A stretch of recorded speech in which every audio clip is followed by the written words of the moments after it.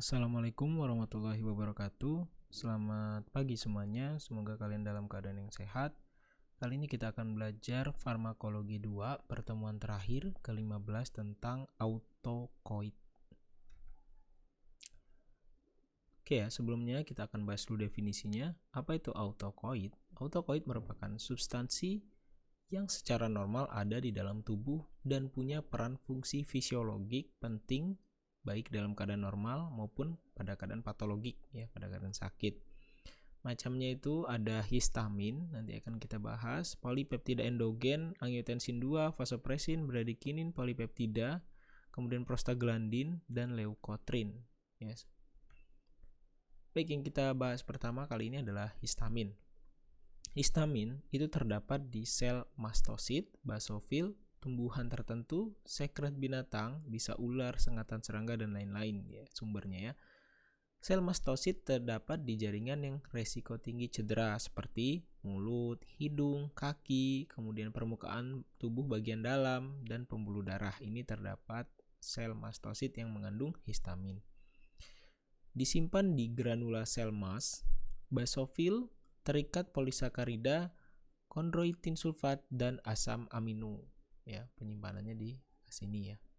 Kemudian pelepasannya eksositosis, proses imunologi, kimiawi, dan fisik. Jadi dia dilepas ketika ada proses imunologi, kimiawi, dan fisik.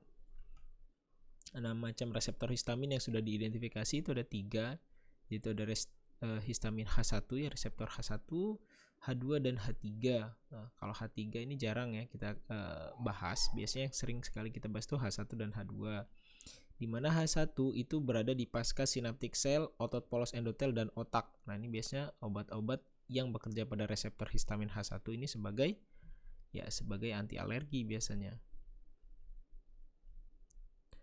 Kemudian pada histamin H2 ini berada pada pasca sinaptik lambung ya, pada parietal sel, otot jantung, sel mastosit, dan otak. Nah, kalau kita lihat H2 ini ada di pasca sinaptik lambung, ya, di parietal selnya. Nah, di mana fungsi H2 ini ya kalau diaktifasi, maka dia akan melepaskan asam lambung. Nah, kalau kita berikan antihistamin H2, ini seperti contohnya adalah ranitidin ya. Ini merupakan obat anti sekresi asam lambung. Ya, makanya ini sering dipakai sebagai obat MAH. Ya, ini kalau obat MAH kerjanya di reseptor H2. Kalau di reseptor H1 kerjanya sebagai anti alergi ya. Oke, kita masuk ke farmakodinamiknya.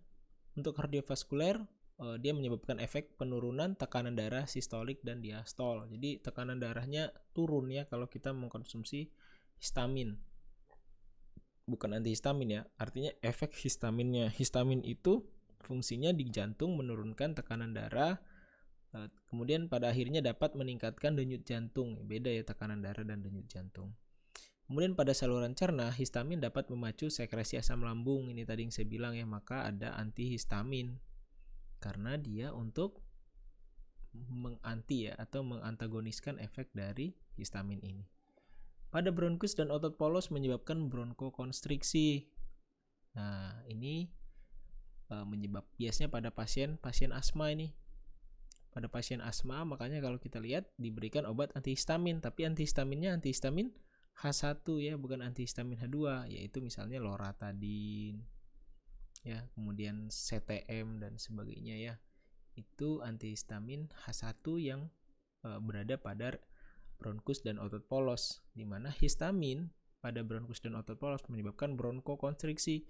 Bronkokonstriksi ini adalah penyempitan bronkus. Bronkus ini untuk pernafasan ya, jalur pernafasan. Nah, kalau terjadi penyempitan bronkus maka terjadi sesak nafas nanti akhirnya. Nah, kalau diberikan antinya atau antagonisnya, maka dia dapat menyebabkan bronkodilator, namanya efek berlawanannya ya.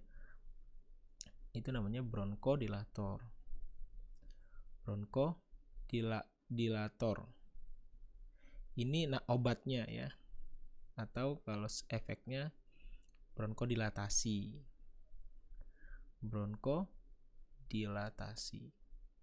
Ya, kalau obatnya bronkodilator, misalnya ditanya bronkodilator contohnya apa? Ada loratadin, ya, antihistamin yang bekerja pada bronkus.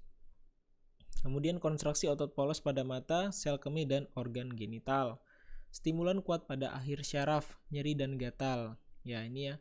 Jadi dia merupakan stimulan kuat menyebabkan nyeri dan gatal. Makanya kalau dikasih antihistamin, orang yang alergi dan sebagainya itu berkurang karena efek histamin itu stimulan pada akhir syaraf ya atau pasca sinap. Kemudian pada jaringan sekretorik dia dapat mensekresikan asam lambung dan pepsin. Ini yang tadi saya singgung ya. Makanya kalau orang yang asam lambungnya naik itu bisa diatasi dengan pemberian antihistamin yang akan bekerja pada reseptor H2 ya. Jadi jangan diberi antihistamin yang tidak ada hubungannya ya. Karena obat-obat yang ada juga itu punya spesifikasi pada reseptor tertentu. Nggak bisa loratadin misalnya kita berikan pada pasien-pasien yang mengalami MAH gitu ya, itu kurang cocok. Maka diberikan juga yang golongan bekerja pada reseptor H2, ranitidin ya, kemudian famotidin dan sebagainya. Mekanisme aksi dari histamin ya. Pada reseptor H1, jika histamin terikat pada reseptor H1, ini akan meningkatkan influx CA2+. Ini masih ingat ya kalian ya, kalau CA2+ masuk ke dalam sel maka akan terjadi rilis neurotransmitter. Nah, ini akibatnya apa? Neurotransmitter eksitator itu dapat menyebabkan kontraksi pada otot polos, kemudian meningkatkan capillary permeability ya, permeabilitasnya menjadi meningkat, kemudian dapat menyebabkan vasodilatasi ya, histamin itu menyebabkan vasodilatasi ya, pelebaran pembuluh darah, kemudian sensor pada ending nerve ya atau pada pasca sinaps, di mana ini dapat menyebabkan penghantaran gatal, alergi dan sebagainya. Kemudian pada reseptor H2 dia meningkatkan CAMP, ini adalah second messenger ya, second messenger CAMP. Akibatnya apa? Dia akan meningkatkan sekresi dari asam lambung, kemudian terjadi vasodilatasi juga, meningkatkan permeabilitas kapiler. Pada reseptor H3 ya jarang kita temukan jarang kita bahas maksud saya. Kalau ditemukan sudah ya, reseptor H3 ini dia di presynaptic autoreseptor, menurunkan CAMP dia, tetapi kebalikan dari H2. Menurunkan histamin, pelepasan histamin, kemudian menurunkan sekresinya ya, dan akhirnya menyebabkan vasodilatasi juga. Histamin nih, kalau kita lihat, ini yang akan kita bahas ya. Histamin jika terikat pada reseptor H2, ini contoh histamin yang bekerja pada reseptor H2, maka dia akan merubah adenosin trifosfat menjadi siklik adenosin monoposfat ya atau CAMP. Kemudian CAMP ini nanti akan memicu ini pada ya, sel parietal ya, sel parietal di lambung. Ini adalah sel lambung ya, saya tulis. Ini kerja pada lambung. Dia akan memicu pelepasan H+ ya. H+, K+ dan ATPase. Di mana adanya komponen-komponen ini akan menyebabkan pelepasan H+ ke gastrik lumen. Ya, H+ ini nanti akan bertemu dengan Cl karena kita ingat bahwa asam di lambung itu adalah HCl ya, bukan asam fosfat dan sebagainya. Asam di lambung itu HCl. Nah, ini yang menyebabkan lambung kita bersifat asam karena ada sekresi H+ dan Cl- yang nantinya akan bersatu menjadi HCl gitu ya. Nah, ini kerja dari histamin pada reseptor H2-nya, di mana merubah ATP menjadi CAMP. CAMP nanti akan memproduksi H+, K+ dan ATPase, di mana ini nanti akan dikeluarkan ya, di gastrik lumen. Nah, kalau kita lihat ini adalah ion channel ya, reseptor ion channel. Ini series, ini reseptor, sementara ini adalah ion channel ini, maksud saya. Ini adalah ion channel ion ya. Sementara ini bukan ion channel, jadi dia terjadi penukaran ya, penukaran ion. Jadi nggak cuma satu arah, ini dua arah, ada yang keluar baru ada yang masuk. Kalau ini kan nggak hanya satu arah saja, keluar saja, tidak ada pertukaran kalau ion channel. Oke, kita masuk ke antihistamin ya. Tadi udah beberapa kali saya singgung tentang antihistamin. Cara penghambatan histamin. 1. Penghambatan fisiologik, antagonisme fisiologis. Adrenalin Contohnya vasopresin kuat histamin di kardiovaskular. Vasopresor kuat histamin di kardiovaskular kalau adrenalin. Kemudian penghambatan pelepasan, ya ada penghambatan fisiologis, antagonisme fisiologis ya. Jadi efek fisiologisnya melawan efek fisiologis dari histamin. Kemudian ada penghambatan pelepasan atau degranulasi, misalnya kromolin. Kemudian yang paling banyak ini adalah blokade reseptor histamin ya. Contohnya antihistamin H1, klorfeniramin, terfenadin, astemisol dan sebagainya ya. Kemudian antihistamin H2 ini tadi yang saya singgung, simetidin, famotidin, ranitidin. Ini juga contohnya loratadin ya, antihistamin terbaru ya. Loratadin. Kemudian banyak lagi ya contoh-contoh antihistamin terbaru. Nah, efek antihistamin ini efeknya sedasi ya, menyebabkan ya ingin tidur ya, ngantuk ya. Efeknya sedasi, makanya efeknya paling banyak ini efek mengantuk. Kemudian antimual yang dapat menyebabkan efek antimual. Ini contohnya apa ya? Kalian masih ingat? Contoh yang paling orang kenal ya ketika ngomongin obat antimual itu, ya obat antimual yang paling terkenal itu adalah Antimo ya. Antimo, apa isinya Antimo ini? Ya, Antimo ini isinya adalah dimenhidrinat. Hidrinat.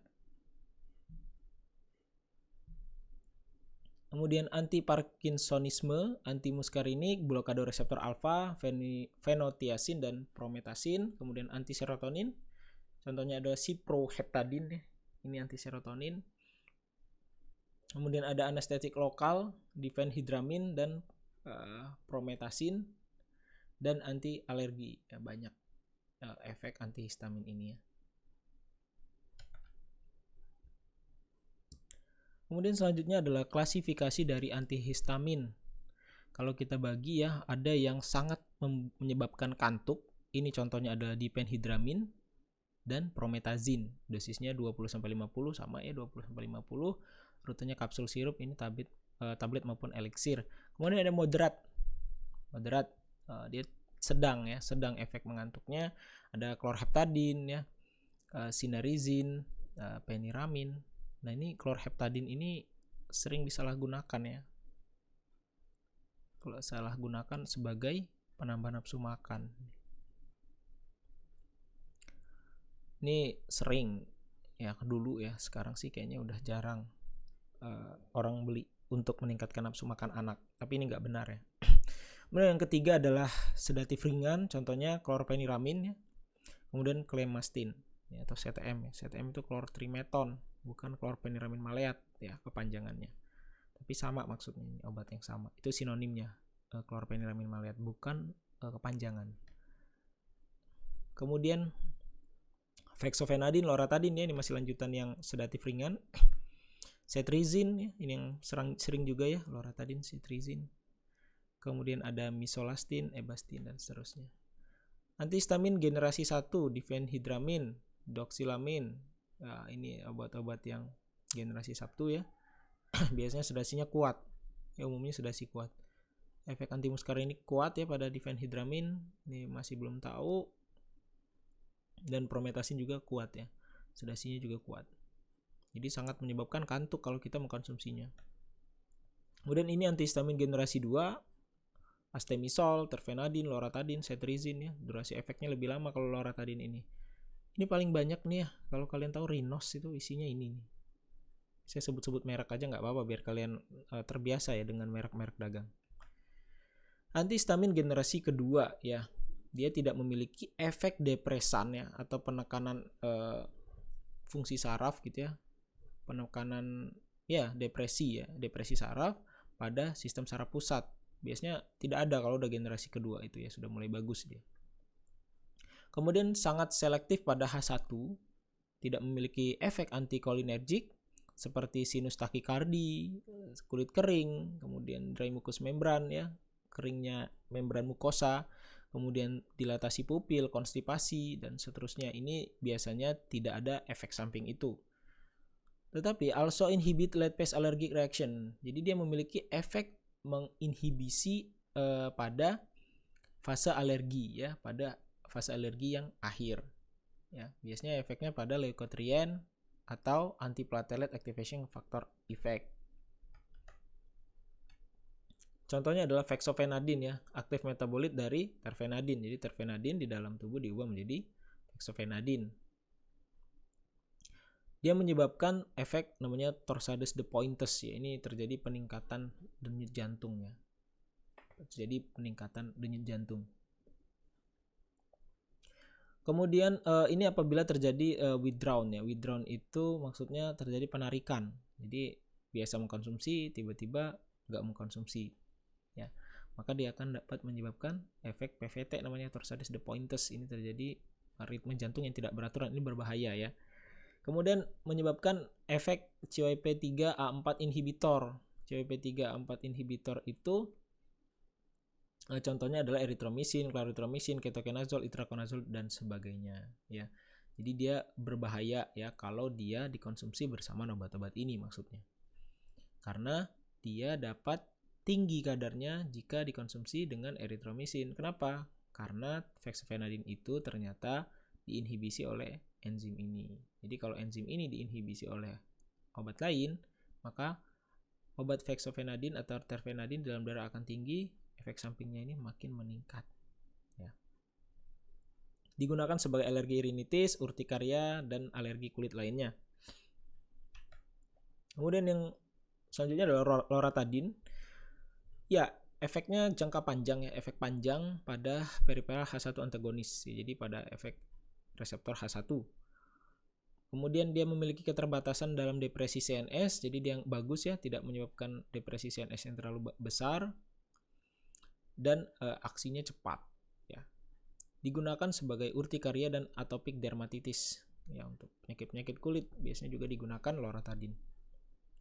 Desloratadin merupakan aktif metabolit dari loratadin ya. Jadi ini efek ketika loratadin dikonsumsi maka menjadi desloratadin yang berefek.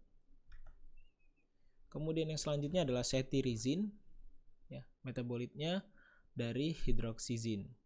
Afinitas pada H1 juga, umumnya pada H1 ya generasi 2 ini. Kemudian berpenetrasi ke otaknya sangat lemah, tetapi menyebabkan sedasi yang ringan.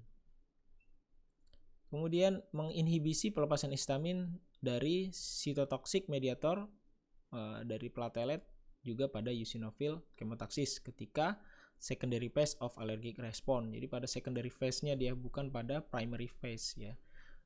Kalau secondary itu yaitu ketika pelepasan neurotransmitter ya kalau kita lihat. Makanya yang dihambat histamin dan sebagainya. Kemudian levocetirizin, ini aktif metabolitnya ya dari cetirizin. Nah, ini yang tadi saya singgung bahwa efek cetirizin itu dapat menyebabkan torsades de Pointes ya atau long QT syndrome. Biasanya disebut dengan long QT syndrome. Ini ada jurnal penelitian menunjukkan bahwa efek keamanan dari antihistamin pada jantung. Jadi antihistamin pada jantung itu dapat berbahaya ya, karena kita tahu bahwa histamin tadi fungsinya sebagai dilatasi kan. Histamin fungsinya dilatasi pembuluh darah. Nah, kalau diantikan atau dilawan gitu ya, diantagoniskan, maka efeknya sebaliknya ya, dapat memperpanjang long QT. Ya, QT ini adalah interval ya. Interval QT ini kalau orang EKG, kalian sudah belajar tentang EKG, ini mestinya tahu tentang interval QT. Interval QT ini menyebabkan ritme jantung yang cepat dan tidak beraturan ya kalau dia terlalu panjang intervalnya. Meski angka kejadian langka, kondisi ini termasuk kedaruratan medis. Jadi berbahaya kalau dibiarkan lama. Selanjutnya serotonin tadi sudah kita bahas ya tentang histamin, di mana dia disintesis, di mana diproduksi, kemudian antihistaminnya apa, ada reseptor-reseptornya ya. Itu silakan kalian pelajari. Kemudian serotonin ditemukan di jaring atau disebut dengan 5-OH triptamin ya, 5-hidroksi ini, OH ini kan hidroksi. 5-hidroksi triptamin tapi bisa dikenal dengan 5-HT ya. Jadi kalau kalian nanti mencari-cari mekanisme kemudian ada istilah 5-HT, itu jangan bingung ya, 5-HT itu adalah serotonin. Ditemukan di jaringan tubuh hewan atau manusia tumbuhan pada bisa ular dan serangga. Di dalam hipofise serotonin merupakan prekursor melatonin ya. Contohnya MSH ini yaitu melanocyte stimulating hormone. Lebih dari 90% terdapat di sel enterokromafin pada saluran cerna. Di darah terdapat di trombosit. Kemudian menstimulasi reseptor serotogenik 5-HT1, 5-HT2 dan seterusnya. Sel syaraf dan otot peningkatan permeabilitas terhadap membran ion Na, K dan Ca. Ya, ini adalah efek-efek serotonin. Efeknya lain adalah pernafasan, menyebabkan bronkokonstriksi ya. Efek dari serotonin pada pernafasan. Kemudian pada kardiovaskuler menyebabkan konstriksi ya. Penyempitan pembuluh darah, arteri, vena maupun venula. Vasodilatosi pada pembuluh darah dan jantung ya. Jadi vasokonstriksinya pada arteri, vena dan venula, tetapi efek berlawanannya vasodilatasi itu terjadi di pembuluh darah dan jantung. Otot polos saluran cerna menyebabkan kontraksi otot polos GIT dan peristaltik. Ya, ini makanya ada obat itu namanya antagonis 5-HT3 ya. Contohnya apa? Itu adalah ondansetron. Ada yang tahu ini obat apa? Ya, obat anti muntah ya. Anti-muntah, anti-mual dan sebagainya. Nah, kan ada temennya ya. Temennya itu adalah metoclopramid. Kemudian ada lagi domperidon ya. Ini kan obat-obat anti-muntah ya, anti-mual. Nah, kenapa? Karena ondansetron itu menghambat kontraksi otot polos GIT dan peristaltik ya, dimana efek 5-HT tadi ini kan ini antagonisnya nih. Antagonis ya. Ini antagonisnya. Nah, kalau diantagoniskan efeknya maka dia tidak terjadi kontraksi ya. Tidak terjadi kontraksi otot polos pada GIT. GIT ini gastrointestinal tract. Kemudian trombosit meningkatkan agregasi trombosit. Kemudian pada ujung syaraf ini dapat menyebabkan nyeri dan gatal. Nah, ini kita bahas sedikit ya tentang antagonis serotonin. Ada ketanserin, selektif 5-HT2, reseptor adrenergic alfa, vasodilatasi, obat hipertensi. Ya, contoh ini sebagai obat hipertensi. Metisegid ya, mengurangi efek vasokonstriksi dan presor serotonin pada otot polos vaskuler untuk mencegah migrain. Kemudian ada ciproheptadin tadi sama ya. Jadi dia antagonis H1 dan serotonin. Dia dua. Jadi ciproheptadin enggak cuman H1 ya. Melawan bronkokonstriksi, penyalahgunaan menambah nafsu makan, indikasi alergi kulit. Ini tadi saya bilang ya. Disalahgunakan untuk obat penambah nafsu makan. Kemudian fluoxetine mengurangi ambilan 5-HT ya, mengurangi reflux ya atau reuptake dari 5-HT. Indikasi depresi mental bila sedasi tidak diperlukan, misal pada kasus bulimia. Kemudian sumatriptan, nah ini yang paling sering ya. Kalian mungkin sering di apotek-apotek nih. Ini merupakan obat migrain ya. Agonisnya, agonis 5-HT. Kemudian indikasi anti migrain, vasokonstriksi dan mengurangi inflamasi neurogenik. Ya. Tapi kalau sumatriptan dia agonis 5-HT ya. Bukan antagonis, jadi dia agonis. Alkaloid ergot, kita masuk ke autocoid yang lain ya, yaitu ergotamin yang berasal dari jamur Claviceps purpurea. Kemudian komponennya merupakan LSD ya, disergik asid dietilamin, kemudian ergonifin, metilsergit, ergotamin dan bromokriptin. Tempat kerja adrenoreseptor alfa, reseptor serotonik dan dopaminergik otak pada presinaptik dan paskasinaptik. Ini kerja dari ergot ya. Stimulan kuat otot uterus. Ini dapat menyebabkan kontraksi ya pada otot uterus. Efeknya pada SSP, LSD, halusinogen, bromokriptin itu menstimulasi reseptor dopaminergik pada sistem ekstrapiramidal yang berfungsi mengendalikan gerak dan tonus otot rangka serta mengurangi sekresi prolaktin. Kemudian otot polos vaskuler sebagai agonis parsial reseptor alfa, yaitu vasokonstriksi dan stimulasi dopaminergik. Kemudian otot polos rahim menyebabkan kontraksi uterus. Kemudian pada indikasinya adalah untuk migrain ya, nyeri kepala berdenyut unilateral terjadi karena pelepasan serotonin secara abnormal. Jadi kalau migrain itu biasanya disebabkan pelepasan serotonin secara abnormal pada saat serotonin darah rendah. Jadi kalau di darah itu serotonin rendah, maka terjadi produksi secara besar-besaran serotonin di otak. Nah, ini dapat menyebabkan migrain. Kemudian hemoragi postpartum ya, pendarahan pada pasca melahirkan. Contohnya ada ergonovin dan ergometrin, ini obat-obat pada proses persalinan ya. Nah, ini fungsinya untuk mencegah pendarahan itu terus-menerus. Sinele cerebral insufficiency atau Alzheimer ya, contohnya penyakitnya Alzheimer, meningkatkan aliran darah ke otak, obatnya hidroirgin. Nah, ini adalah suatu siklus RAA ya. Ini sepertinya tidak perlu saya bahas lagi ya. Suatu siklus RAA ini Karena mestinya sudah dibahas ketika dengan Bu Gusti ya, ketika hipertensi. Tapi saya singgung sedikit ya, saya jelaskan sedikit. Angiotensinogen. Angiotensinogen itu akan diubah menjadi angiotensin 1 ya oleh renin. Kemudian angiotensin 1 diubah menjadi angiotensin 2 oleh AC. Nah, kemudian ini akan menyebabkan tekanan darah meningkat. Nah, ini dapat dihambat oleh polipeptida. Ini adalah efek dari polipeptida endogen. Ya, angiotensin 1 ini adalah polipeptida endogen. Oke, kita bahas tentang ADH saja ya. Tadi saya rasa kalian sudah mengerti ya tentang angiotensin dan sebagainya. Kemudian ADH atau vasopresin ya, antidiuretik hormon, juga dikenal sebagai arginin vasopresin AVP. Jadi ini nama lainnya aja vasopresin, tapi dikenal juga dengan ADH, antidiuretik hormon. Ini merupakan asam amino yang berantai 9 ya, disekresikan di posterior pituitary. Masih ingat ya pituitary ya, waktu kita membahas tentang siklus menstruasi ya. Ke dalam hypothalamic neurons, hormon itu di-package ya, atau dikemas di secretory vesicle. Dia berada di secretory vesicle dengan karier protein yang dinamakan dengan neuropsin.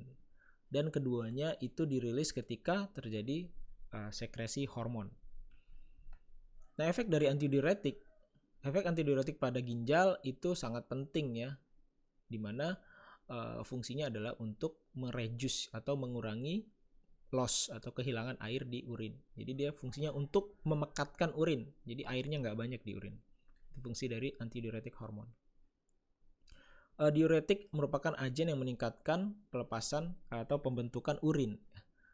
Injeksi sedikit atau sangat jumlah sedikit dari antidiuretik hormon pada orang ataupun hewan itu dapat menyebabkan antidiuresis atau menurunnya pembentukan urin. Dan hormonnya dinamakan sesuai dengan efeknya ya, antidiuretik hormon. Bagaimana cara kerjanya? Ini kita bahas ya. Antidiuretik hormon itu terikat pada reseptor di sel di collecting ducts of the kidney. Nah, ini collecting duct itu ya, tempat collecting duct. Ya. Dan mempromosikan atau menyebabkan reabsorpsi dari air kembali ke sirkulasi darah. Jadi mestinya air itu kan terbuang nih bersama dengan urin, ini masuk ke kandung kemih ya. Kalau udah di sini ini masuk ke kandung kemih, nggak ada reabsorpsi lagi di kandung kemih. Nah, ketika di ginjal sebelum dia masuk ke kandung kemih atau final urin ini terbentuk, ini terjadi reabsorpsi di collecting ducts. Nah, dengan tidak adanya antidiuretik hormon, collecting ducts are virtually impermeable ya. Dengan keberadaan antidiuretik hormon, collecting ducts itu menjadi impermeable atau tidak permeable ya, tidak bisa ditembus. Ya, Dengan tidak adanya antidiuretik hormon, tadi udah benar ya, absence ya, ketidakadaan ya, absence. Dengan tidak adanya antidiuretik hormon, ini menjadi impermeable, artinya air ini tadi yang mestinya bisa direabsorpsi ini nggak bisa, jadi dikeluarkan ya. Jadi fungsinya antidiuretik hormon itu menyebabkan ini menjadi permeable untuk air, sehingga air bisa masuk ke sirkulasi lagi. Antidiuretik hormon menstimulasi reabsorpsi air melalui stimulating insertion of water channel. Jadi dia meningkatkan jumlah channel air atau aquaporins ke membran dari tubula ginjal. Channel ini mentransport free water ya, atau air bebas ya, air yang tidak memiliki zat terlarut gitu ya, hanya air saja, melalui tubular sel dan kembali ke darah, menyebabkan menurunnya plasma osmolaritas dan meningkatnya osmolaritas dari urin. Maksudnya jadi urinnya semakin pekat gitu ya, maksudnya kalau dia meningkatkan osmolaritas dari urin. Jadi semakin tinggi konsentrasi di plasma ya, semakin konsentrat darah, maka ADH itu akan dilepas di darah. Agar apa? Agar air juga nggak dilepas di urin. Jadi nanti kan kembali ke darah tuh airnya. Jadi darah kita tidak konsentrat lagi. Nah, tetapi ketika ADH telah mencapai ginjal, ini dapat menyebabkan resorpsi air yang berlebih ya tadi ya. Kemudian fungsinya adalah untuk menjaga air itu lebih banyak di dalam tubuh dan memproduksi urin yang lebih konsentrat atau lebih pekat. Ketika di plasma mulai encer ya, ketika di plasma sudah mulai encer karena airnya terus direabsorpsi, maka ADH yang dilepas akan lebih sedikit. Ya, ini akan menyebabkan air itu lebih banyak juga dibuang di ginjal, sehingga itu adalah hemostasis tubuh ya. Ketika darah pekat, maka sekresi air atau ekskresi air melalui urin itu dikurangkan dengan adanya ADH. Kemudian ketika darah sudah mulai encer, sudah tinggi volumenya, maka sebaliknya. Ini kalau kita lihat obat-obat anti hipertensi ini kan efeknya diuretik ya. Ada obat anti hipertensi golongan diuretik. Fungsinya apa? Untuk membuang air tadi biar tidak dia reabsorpsi. Ya, selain air tadi ada ion-ion ya, sebenarnya ion Na, K+ dan sebagainya itu tidak direabsorpsi dan dibuang. Karena kalau direabsorpsi dia dapat menyebabkan udem. Tahu udem? Udem lah ya. Itu pembengkakan ya, pembengkakan pengumpulan air ya pada sel sehingga terjadi kakinya membengkak kalau kita lihat orang-orang hipertensi. Nah, itu biasanya udem ya. Itu udem biasanya ditangani dengan penggunaan digunakan dengan penggunaan diuretik seperti itu. Nah, ini sama seperti tadi ya, ketika air terlalu banyak di dalam tubuh, maka akan terjadi proses ini. Hipotalamus mendeteksi bahwa terlalu sedikit air di dalam darah, kemudian pituitary glands rilis ADH ini ya, pituitary glands ingat. Kemudian ADH dilepas, nanti akan mencapai ginjal, kemudian dia akan menyebabkan reabsorpsi yang lebih banyak ya, reabsorpsi air. Ini efek sebaliknya kalau terlalu banyak air dalam tubuh. Oke, selanjutnya bagaimana alkohol itu dapat mensupresi efek dari ADH atau antidiuretik hormon. Ternyata alkohol itu mensupresi antidiuretik hormon. Ini menyebabkan ginjal memproduksi urin yang lebih encer. Jadi kalau orang yang minum alkohol itu biasanya lebih sering kencing karena antidiuretik hormonnya disupres atau ditekan produksinya. Nah, ini dapat menyebabkan dehidrasi ya, karena dikeluarkan terus kan lewat urin. Ekstasi increase ADH production ya. Jadi kalau ekstasi sebaliknya ya. Ini kan ada alkohol dan ekstasi. Ekstasi kalian sudah dengar lah ya, sudah pernah dengar obat-obat seperti itu ya, obat-obat narkoba dan sebagainya. Nah, kalau alkohol dia menyebabkan urin menjadi encer, tetapi ekstasi justru meningkatkan produksi ADH. Ini dapat menyebabkan reabsorpsi yang terlalu tinggi pada ginjal ya. Maka ini dapat menyebabkan tubuh itu terlalu banyak air ya, airnya nggak dibuang-buang karena ADH-nya banyak, direabsorpsi terus.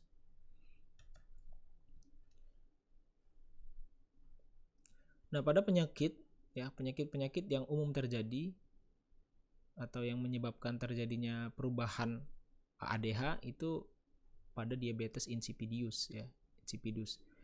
This condition can arise from either of two situation. Jadi biasanya orang-orang yang diabetes itu kan suka buang air ya. Ya, biasanya itu disebabkan karena antidiuretik hormonnya menjadi lebih sedikit ya, jadi dia diuresis terus.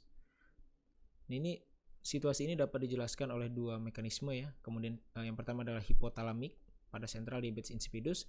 Itu dihasilkan dari defisiensi sekresi dari antidiuretik hormon dari posterior pituitary, bisa disebabkan karena ADH ini sangat sedikit di pituitary-nya.